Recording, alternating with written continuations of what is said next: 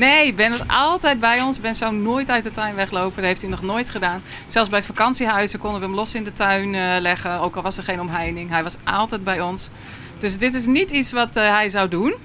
Wij kregen dus op zondagavond een zoekmelding, of een zichtmelding heet dat dan. Hè, dat iemand hem gezien heeft in die straat. En toen hebben we daar een zoekhond bij gehaald. En die heeft echt bevestigd door zijn pootje omhoog te tillen dat Ben daar heeft gelegen.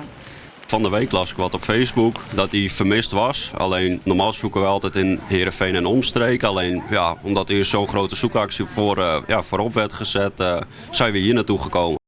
En nu hebben we dus een grote zoekactie waarbij iedereen overal kan zoeken. En we hebben 5 locaties bedacht. Nou, ik hoop hem echt te vinden in een specifiek slootje hier in de buurt. Daar gaan we straks te water. En daar heb ik goede hoop op. Ja. We zijn echt enorm overweldigd door de gemeenschap hier.